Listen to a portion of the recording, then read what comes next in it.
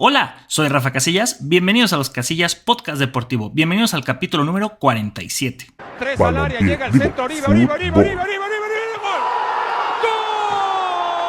Hablar de Hugo Sánchez es hablar tal vez del mejor jugador de la historia del fútbol mexicano, tal vez comparable con la carrera de Rafa Márquez. Para mí esos dos serían los que competirían por estar en el top de nuestra máxima figura del balompié azteca. Y esta vez vamos a hablar muy puntualmente de los números que tuvo Hugo con el Real Madrid, porque Hugo Sánchez nació en la Ciudad de México el 11 de julio de 1958 y pues tiene una carrera muy interesante con el equipo merengue. Hay que recordar que pues él es salido de las filas de los Pumas del UNAM y después de ahí se fue al Atlético de Madrid y después hubo un movimiento ahí medio extraño donde regresaba con los Pumas y después ya era vendido en 1985 con el Real Madrid. Creo que desde el inicio su impacto fue muy positivo. Hay que recordar también que para ese entonces ya era Pichichi con el Atlético de Madrid, así que estaban firmando un delantero, pues era el delantero de moda, un delantero de lujo y un delantero que dio muchas alegrías en el tiempo que estuvo con el Real Madrid y que es una de las figuras que hasta la fecha se mantiene vigente y dentro del top 10 de máximos goleadores del equipo del Real Madrid. En 1985 llega y su impacto es inmediato. Desde la primera temporada juega 49 partidos y anota 29 tantos. Hay una de las temporadas en las que porque estuvo del 85 al 92, donde aparte de que es Pichichi, todos los goles que anota lo hace de un solo toque, ya fuera con la rodilla, con el pie, con el empeine, con la cabeza, con lo que fuera de cualquier parte del cuerpo, un solo toque. Ni Lionel Messi ni Cristiano Ronaldo han conseguido eso. También tenía muchos goles de este calibre, de esta magnitud, como esta postal de chilena, y él lo platicaba.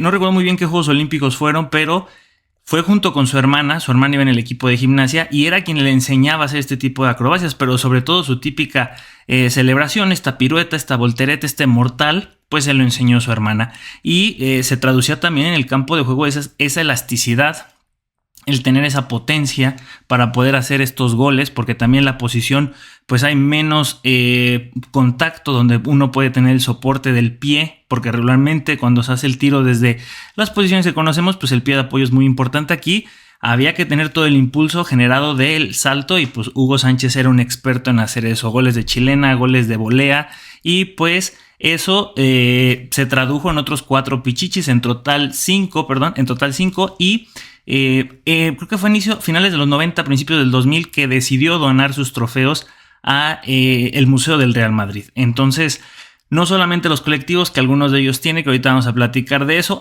unos cuantos, pero sobre todo aquellos pichichi que fueron importantes para su carrera y que claro, pues fueron importantes para la consecución de títulos para el Real Madrid.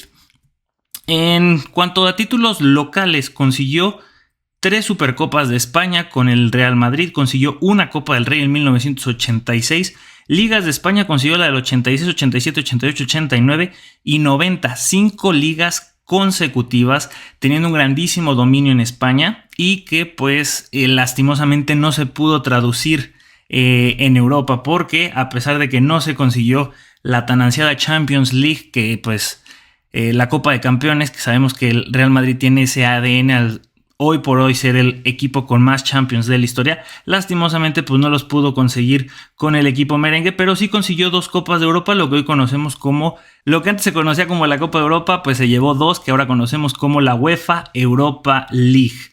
Así es, entonces Hugo Sánchez pues sí que cosechó títulos importantes con el Real Madrid y pues hay que hablar también de los goles, ¿no? Creo que es algo muy importante de destacar con Hugo Sánchez. ¿Cuántos consiguió con el Real Madrid en total? Bueno, en 282 partidos anotó 208 goles.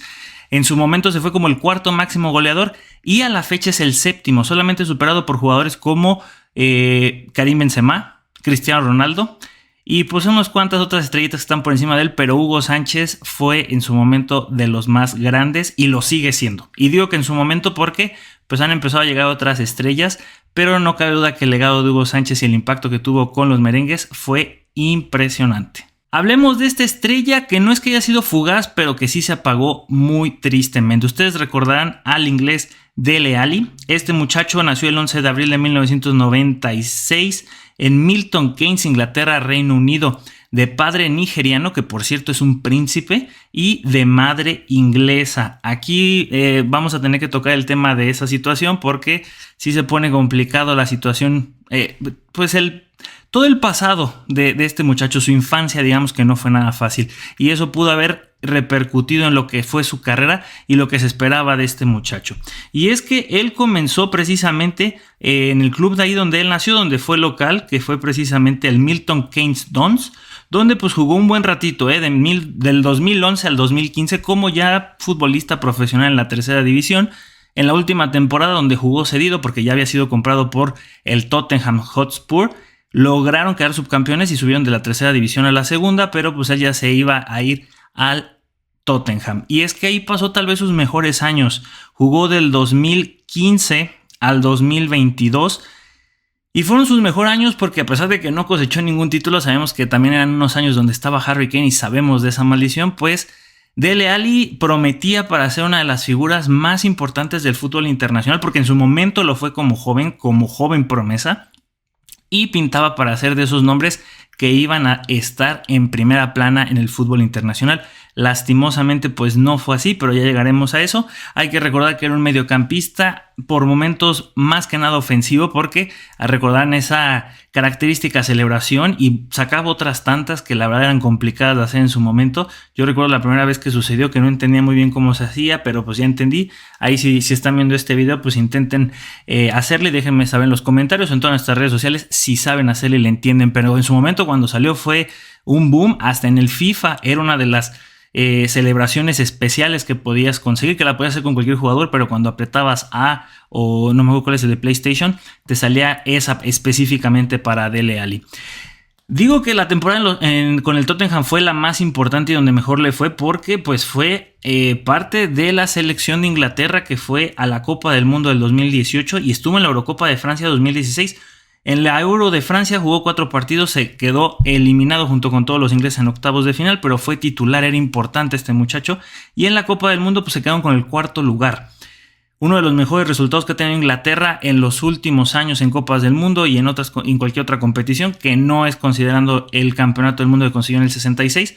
En ese Mundial de 2018 jugó 5 partidos y anotó un golecito. Y es que era importante, por lo que pueden ver, y lo que les digo, del 2015 al 2022 se consolidó con el Tottenham, llegó a la selección inglesa y pues se esperaba mucho más de él. Pero la realidad es que conforme se fue apagando con los clubes, pues también se fue apagando con la selección y lo empezamos a olvidar. Tanto así que en el Mundial de Qatar pues ni se habló de él, y también eso empezó a quitarle mucho protagonismo en los siguientes años que iba a estar y con los clubes con los que iba a jugar, porque obviamente el Tottenham ya no lo iba a aguantar y decidieron mandarlo al Everton en la temporada 2021-2022.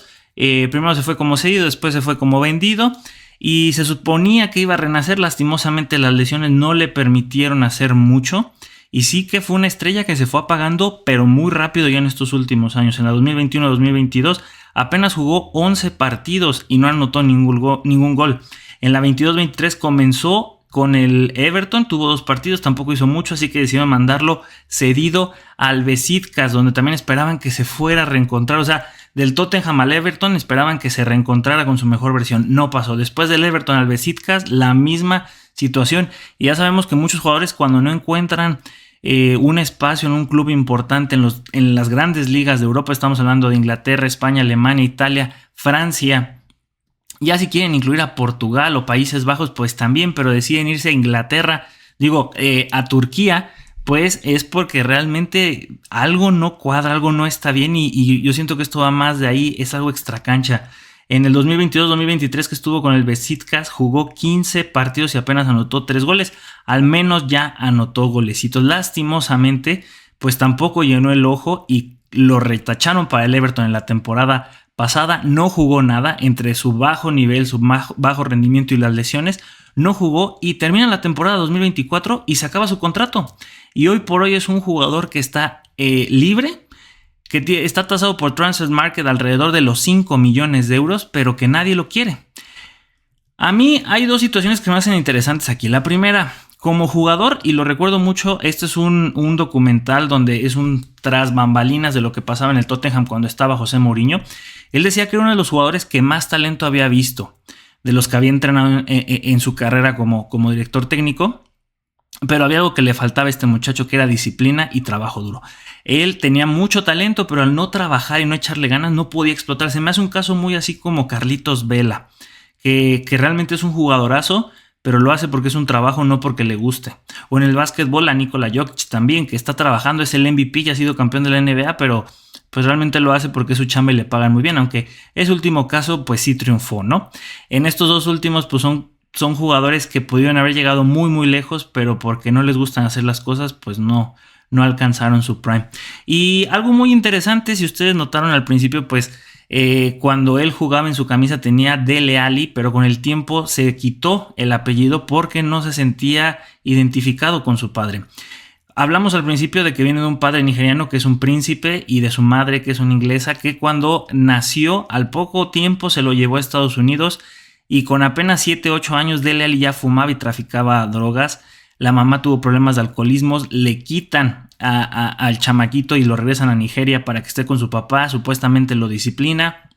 12-13 años regresa con su madre, pero esta vez ya en Inglaterra, y después lo adopta una familia, pero no oficialmente es la adopción, simplemente lo jalan a su casa, lo cuidan, le dan techo, comida y lo apoyan para que pueda salir de ese ámbito tan precisamente tan feo que tenía con su madre, también con su padre que nunca se identificó. Entonces pues fue saliendo poco a poco con una familia adoptiva sin ser oficial, y pues eso lo ayudó a salir adelante y poder ser profesional. Pero él también lo platica que muy probablemente, y seguramente tenga razón, esas fueron las bases para llevar a su carrera en picada. Hablemos de jugadores que jugaron para el Inter de Milán, la Juventus y el Milan. Así es, estuvieron en los tres grandes de Italia y con algunos les fue mejor que con otros. Así que, bueno, muy pocos o casi nadie de aquí de la lista, pues con mi querido Milan, pero algunos sí. Vamos a comenzar con el señor Leonardo Bonucci, que fue campeón de la Eurocopa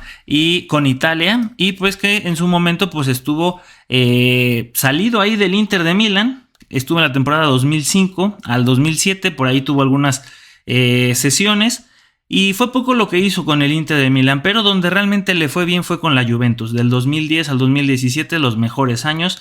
Después se fue un añito al Milan, que él lo comentó, fue uno de sus peores errores haberse ido con uno de los vecinos incómodos, que en este caso más que vecino pues era rival porque quedan en diferentes ciudades, pero sí comentó que había sido un error en su carrera. Entonces regresa con la Juventus y del 2018 al 2023 pues ahí pone punto final a su carrera en Italia, o al menos con los clubes importantes, porque ahorita pues está, bueno, la temporada pasada todavía jugó en Turquía, pero con la Juve pues todavía cosechó unos cuantos títulos más y fue donde realmente mejor le fue. Vamos a hablar ahora de Christian Davies, el neerlandés. Del 96, al 97 jugó con el Milan, sin pena ni gloria, apenas se estaba estableciendo. Ya después cuando está con el Ajax es donde mejor le empieza a ir, y ahí es donde la Juventus lo voltea a ver. Del 97 al 2004, donde se hace leyenda, donde empieza a participar en los comerciales de Nike, donde le toca jugar contra el equipo de fútbol del infierno, ahí junto con Jorge Campos. También le tocó, creo que creo que sí estuvo en ese partido, pero también le tocó robar un banco donde tenían unos tenis y un balón importante ahí que estaban buscando también de parte de la marca de la Palomita. Y pues ya bueno, finalmente del 2004 al 2005 estuvo con el Inter de Milán, pero me parece que es con la Juventus donde pues mejor le fueron las cosas. Sin embargo, pues sí, con el Internacional le consiguió una Copa de Italia en el 2005. Con la Juve fue con la que tuvo 3 Series A y 2 Supercopas de Italia. Nos vamos con un delantero que para muchos pues es bueno, para otros no tantos, pero su carrera también le ayuda bastante, aunque sí estuvo en muchísimos más equipos que solamente estos. Estuvo en el Torino, en el Pisca Calcio, Ravenna Calcio, Venecia, Atalanta, Atlético de Madrid, estuvo un añito, con la Lazio estuvo un año, aunque fue con el Inter de Milán con quien jugó más. Bueno, del 96 al 97 estuvo con la vieja señora, del 99 al 2005 estuvo Christian Vieri con los del Inter de Milán, y solamente una temporada con el Milan, ahora sí con el vecino incómodo, del 2005 al 2006. un jugador que pues era un delantero y en su momento eran números importantes. En total en su carrera tuvo 344 partidos y 160 goles. Solamente consiguió una Serie A en el año 1997 con la Juventus y una Copa de Italia con el Inter de Milán en el 2005. Lastimosamente no tuvo muy buenos números en esa época con el Inter. También copas internacionales fue con la Juventus, la Copa Intercontinental y la Supercopa de Europa, ambos en el año 1996.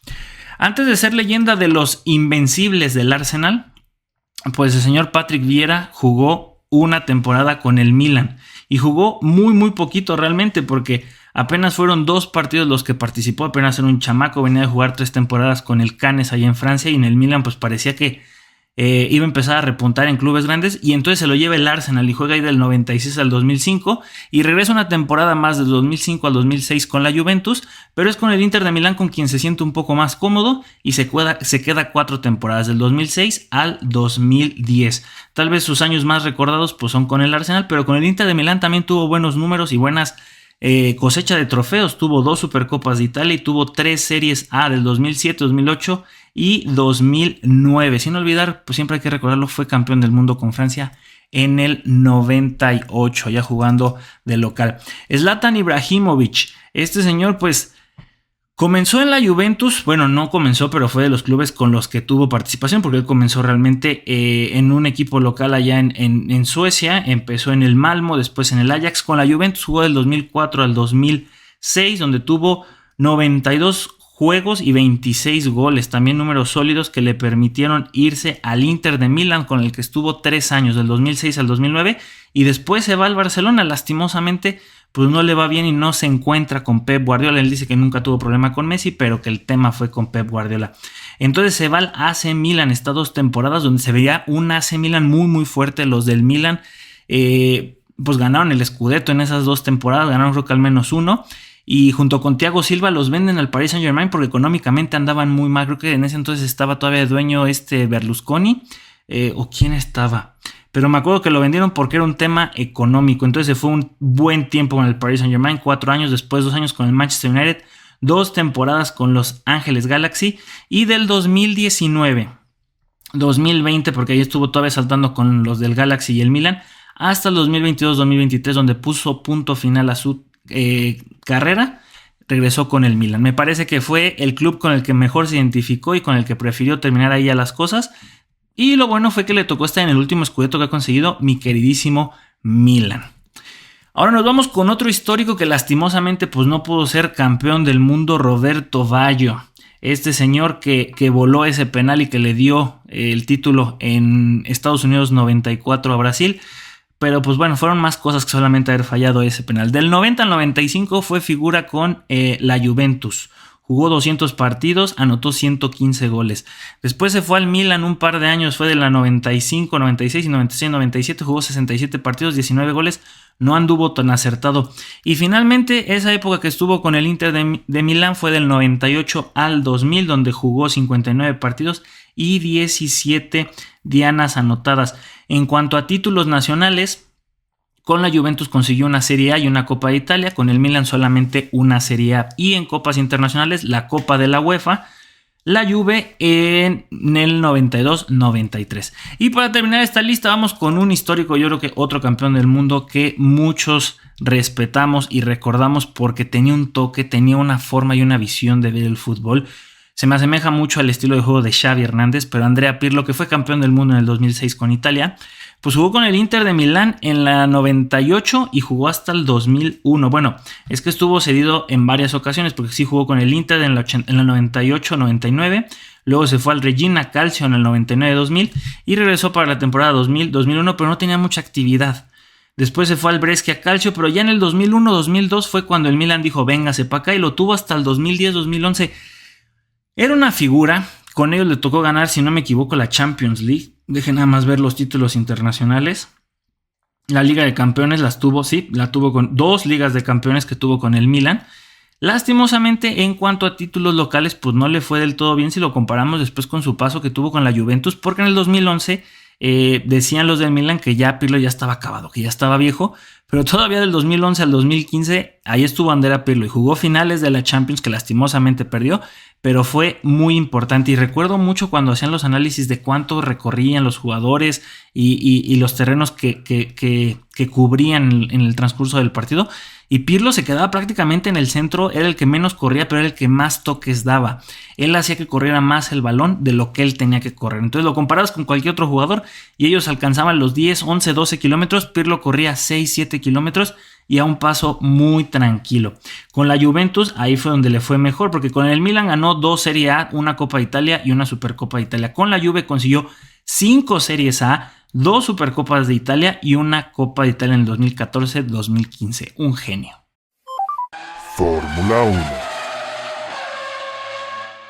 Vamos a hablar de la previa del Gran Premio de Las Vegas porque ya se vienen las últimas 3 fechas y esta es la última aquí en el continente americano. Una de las carreras que más nos emocionó la temporada pasada, pero cuando ya fue el domingo, porque anteriormente yo fui de los que también decía esto no va a funcionar, va a estar de la patada y nos terminó callando la boca con una de las mejores carreras de la temporada 2023.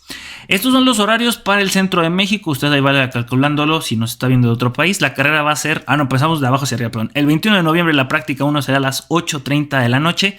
La práctica 2 ya será el 22 de noviembre a las 12 horas, ya será la medianoche. La práctica 3 será también el 22 de noviembre, pero es que va a ser a las 8:30. Y la clasificación será la medianoche del 23 de noviembre. Finalmente la carrera será a las 12 de la noche del 24 de noviembre. Estos son algunos datos, importantes números. La primera vez que se corrió fue en el 2023, el año pasado apenas lleva una edición, pero se ve que va para largo y que es mucha lana lo que Liberty Media quiere invertir y hacer ahí. Consta de 50 vueltas, la longitud del circuito es de 6.201 kilómetros y la distancia total ya de carrera son 309.958 kilómetros. El récord de vuelta lo tiene Oscar Piastri el año pasado con 1 minuto 35 segundos .490. Este puerquito que usted ve aquí es el del circuito, y ahora sí es el puerquito porque la otra vez lo confundí con el del Autódromo Hermanos Rodríguez, una vergüenza, pero este cerdito nos ha dado muchas emociones, o al menos nos dio muchas emociones la temporada pasada en esa única carrera que ha habido históricamente en el calendario. Y lo que muchos pensaban que no iba a haber emociones, las rectas que hay, yo creo que pues saliendo de la curva 12 hasta llegar a la curva 14, esa recta, ahí creo que fue donde perdió Checo Pérez el segundo lugar con Charles Leclerc, pero fue donde también hubo muy buenas batallas y la verdad es que se pone interesante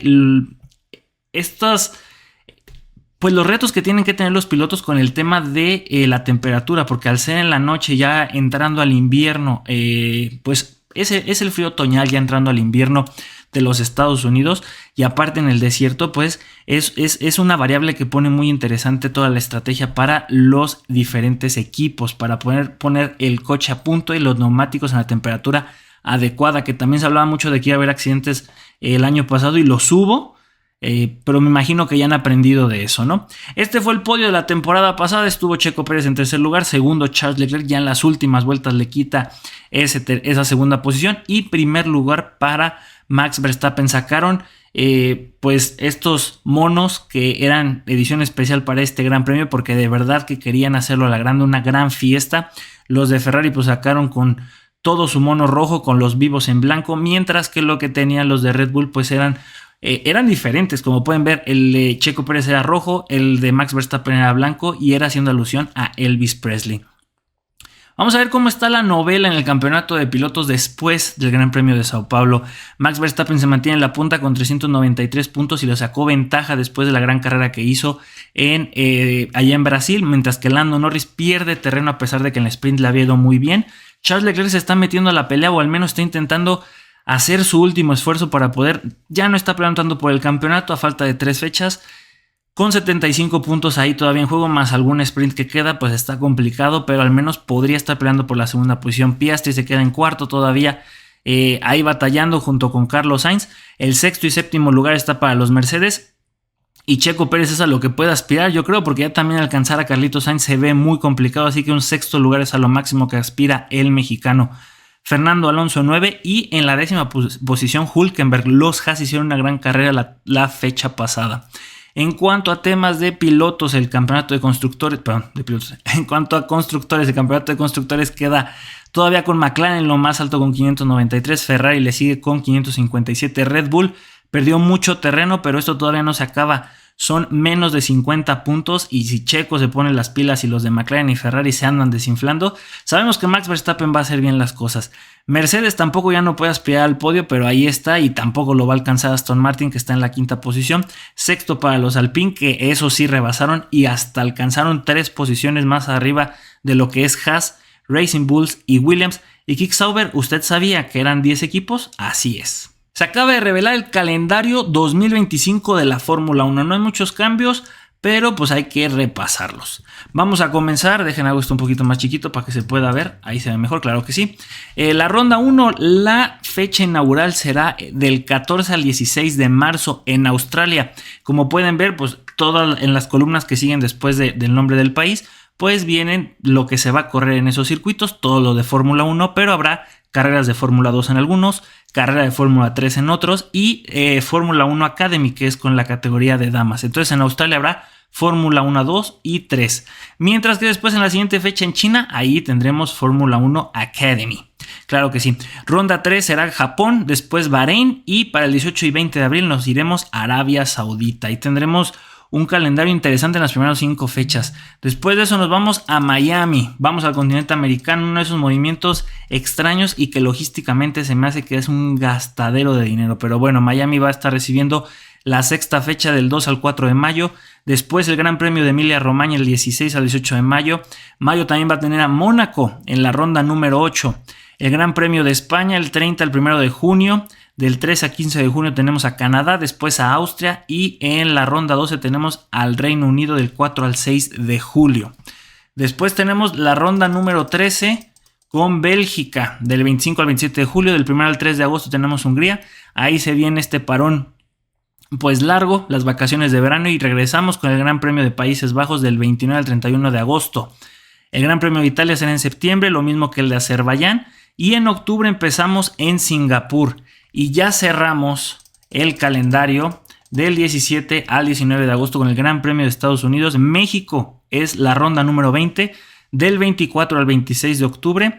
Después Sao Paulo con el Gran Premio de Brasil del 7 al 9 de noviembre. Volvemos a repetir lo que estamos haciendo justamente ahorita. Vienen Las Vegas del 20 al 22 de noviembre. Del 28 al 30 de noviembre es Qatar. Y cerramos con Abu Dhabi el del 5 al 7 de diciembre. Aquí está el calendario completo por si usted lo quiere ver y quiere también enterarse qué otras categorías van a correr. Si nos damos cuenta, la Fórmula 2 va a correr 1, 2, 3, 4, 5, 6, 7, 8, 9, 10, 11, 12, 13, 14 fechas. Lastimosamente a México no le toca absolutamente ni de Fórmula 2, 3 ni Fórmula 1 Academy. Fórmula 3 va a empezar en Australia, después tiene 2, 3, 4, 5, 6, 7, 8, 9, 10 fechas. Termina en Italia y la Fórmula 1 Academy son 3, 6, 7 fechas únicamente. Van a correr en China, en Arabia Saudita, Miami, Canadá, Países Bajos, Singapur y Las Vegas. Los últimos 6 campeonatos de Fórmula 1 se definieron en estos circuitos. Vamos a comenzar en México en 2018 cuando Lewis Hamilton se llevó ¿cuál fue? Fue su 5º título de campeón mundial de la Fórmula 1. En aquel entonces, ¿quiénes estaban? Déjame un poquito más chico para que se vean los números. Ahí está. Lewis Hamilton le ganó a Sebastián Vettel con 408 puntos. Sebastián Vettel estaba con Ferrari. Kimi Raikkonen terminaba de completar el top 3.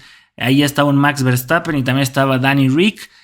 Valtteri Bottas ya era compañero de Hamilton, pero fue en México. Y yo recuerdo que había un poco de polémica. Ahí fue cuando se hizo el cambio, porque México era antes de Estados Unidos y Estados Unidos quería ser antes porque se estaban dando cuenta que los campeonatos sucedían antes de que llegaran a su Gran Premio. Entonces ya le quitaban pues mucho ahí el morbo de ver quién podía llevarse el campeonato y se hizo ese cambio. Siguiente año, en el 2019, Lewis Hamilton se vuelve a llevar el campeonato, pero esta vez fue, ahora sí, en Estados Unidos. Terminó segundo detrás de Valtteri Bottas y fue en la carrera número 19 cuando se ganó su 6º título de campeón del mundo. En esa ocasión, ¿a quién venció? venció a Valtteri Bottas, a su compañero. Ahí hicieron 1-2 los de Mercedes, 413 puntos para Hamilton y Bottas con 326. Max Verstappen completó el podio con 278. Ya los Ferrari presionaban y con un Charles Leclerc ya un poquito más consolidado, estaba en quinta posición para Sebastian Vettel, y el mejor McLaren era Carlitos Sainz. Siguiente año 2020, el del año de la pandemia, cuando fueron solamente 17 carreras y Lewis Hamilton ganó 14 y así se llevó su 7º título y con eso igualó a Michael Schumacher. En esa ocasión, ahí se hizo muy pequeño, venció con 347 puntos a Valtteri Bottas, que tuvo 223. Max Verstappen vuelve a completar el podio y esa fue la temporada que le valió para que Checo Pérez, que tuvo una victoria con Racing Point, fuera contratado por Red Bull. Y llegamos a la temporada 2021, tal vez una de las más odiadas, pero también hay que admitirlo, fue una de las mejores en cuanto a morbo y que todo se definió hasta la última carrera. Fue en Abu Dhabi 2021, donde en la última vuelta Max Verstappen se corona campeón por primera vez y destrona a Lewis Hamilton. Ahí yo recuerdo muchísimo el de no Michael de Toto Wolff, el director de Mercedes, porque se hizo una decisión bastante polémica en dejar que los coches que estaban entre Lewis Hamilton y Max Verstappen pues lo rebasaran al inglés, y con eso pues cuando se iba el safety car, que gracias a ese safety car de Latifi, pues Max Verstappen tuvo esta pequeña ayuda divina y con eso se coronó por primera vez campeón del mundo. Y fue tanto así la cosa que vean nada más cómo fueron los puntos. Max Verstappen le ganó a Lewis Hamilton por 395.5 puntos, hasta había puntos medios. Lewis Hamilton se quedó con 387.5, Valtteri Bottas en tercera posición y Checo Pérez, claro que sí, aportó con 190 puntos. Ya en ese entonces ya estaba Carlitos Sainz con Ferrari, Lando Norris con McLaren y Charles Leclerc, mucho de lo que ya conocemos. Danny Rick estaba con McLaren también en ese entonces. Bicampeón del mundo en Japón 2022 fue en la carrera número 18. El neerlandés se llevaba su segundo campeonato del mundo. ¿A quién venció en esa vez? Pues ya estaba más consolidado y realmente lo que buscaba hacer Red Bull era el 1-2, algo que no se consiguió. Max se llevó con 454 puntos el campeonato de pilotos. Después siguió Charles Leclerc y Checo Pérez se quedó a 3 puntos del subcampeonato, que al año siguiente, con lo bien que le estaba yendo a Max Verstappen, que fue una de las temporadas más dominadoras que se han visto en los últimos años, nos recordaban esos grandes temporadas que tenía Mercedes. Pues bueno, aquí parecía que Red Bull iba a hacer o emular eso, pues parece que no, pero Max Verstappen en la carrera número 17, que fue en Qatar, levantó su tercer campeonato del mundo. En esta ocasión, pues Checo Pérez sí queda en la segunda posición del mundial de pilotos con 285 puntos. Max Verstappen fue una barbaridad. De las 22 carreras que fueron, 19 fueron para Max, 2 para Checo Pérez y 1 para Carlitos Sainz, que si no me equivoco, ¿cuál fue? Creo que fue Singapur. Pero bueno, Checo Pérez con 285 puntos. Lewis Hamilton quedó tercero con 234 y lo que había hecho Max Verstappen solito también iba a conseguir el campeonato de constructores. Así de pasado de lanza estaba el neerlandés. Y así vamos a festejar que terminamos este capítulo, porque sí, señoras y señores, hasta aquí llegó la información. Esta vez no hubo básquetbol, pero espero me lo perdonen. Hemos estado corriendo con la chamba que sí nos pagan. Espero que les haya gustado mucho como a mí haberlo hecho. Síganos en todas nuestras redes sociales como Los Casillas Oficial en Facebook, Instagram, YouTube, TikTok. Por todos lados estamos como Los Casillas Oficial. Y como dicen y quiero mucho, aquí huele a gas. ¡Fuga! ¡Vámonos!